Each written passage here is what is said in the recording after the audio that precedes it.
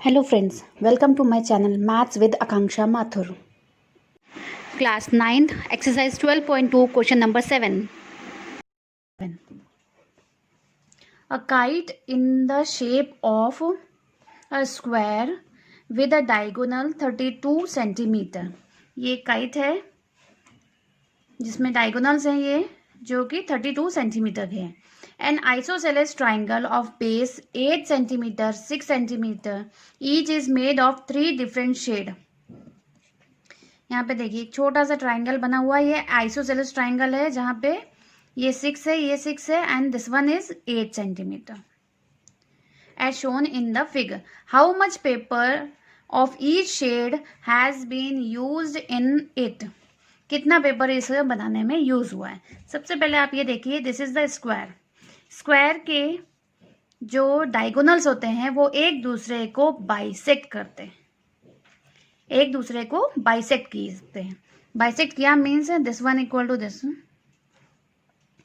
अब ये टोटल जो डायगोनल है ये 32 सेंटीमीटर का है.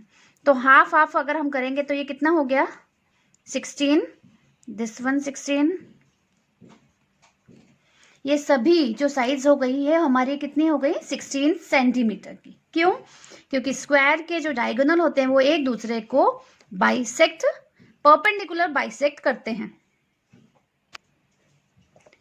तो परपेंडिकुलर बाइसेक्ट करते हैं. तो अगर हम पार्ट 1 की बात करते हैं तो इसका एक छोटा सा ट्राइंगल ये वाला लेते हैं. This is a right angle triangle. और जब राइट एंगल ट्राइंगल हो तो मैंने पहले भी बताया, जब राइट एंगल ट्राइंगल हो तब हम कौन सा फॉर्मूला यूज करते हैं 1/2 base into height.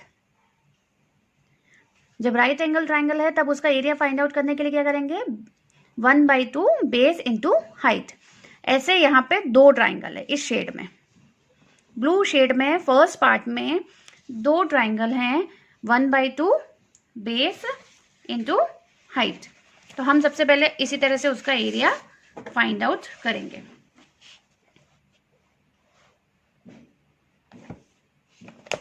Area of paper of shade 1. Shade 1 में क्या फॉर्मूला यूज किया हमने 2. क्यों यूज किया कि उस शेड में फर्स्ट पार्ट जो है उसमें दो पार्ट्स बने हैं और 1 पार्ट का हमने क्या बताया 1/2 बेस इंटू हाइट. और ऐसे कितने हैं 2 पार्ट हैं तो 2 multiply half base into height equal to base कितना है 16. बेस हमारा कितना है 16 क्योंकि बाइसेक्ट हुआ ना 32 था, 32 से हाफ हो गया तो दिस वन 16 हो गया. तो बेस 16 है, हाइट 16 है.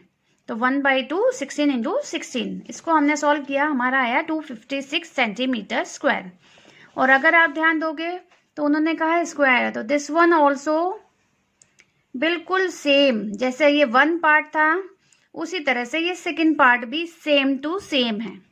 और जब सेम है तो उसका एरिया भी हमारा क्या होगा उसी तरह से फाइंड करेंगे 2 multiply 1/2 base into height, half base into height, that is also 256 centimetre square. अब उसका जो पार्ट 3 था, पार्ट 3 जो इस तरह से था दिस वन 6 एंड 8. अगर आप ये ट्राइंगल देखेंगे, ट्राइंगल में आपको तीनों साइड्स पता है. जब आपको तीनों साइड्स पता है तो उस ट्राइंगल का एरिया आप कैसे फाइंड आउट करोगे हीरोन्स फॉर्मूले से. तो हम इसको हीरोन्स फॉर्मूले से यूज करेंगे. ABC 8 6 6. सबसे पहले क्या फाइंड करेंगे S equal to A plus B plus C upon 2, then 8 plus 6 upon 2. तो टोटल कितना हो गया 20/2 दैट इज 10 सेंटीमीटर. यानी S की वैल्यू हमारी कितनी आई है 10 सेंटीमीटर. तो S की वैल्यू हमारी आई 10. A, B और C की वैल्यू आपको पता थी तो हमने इसकी वैल्यू रख दी. ये हमने सॉल्व किया.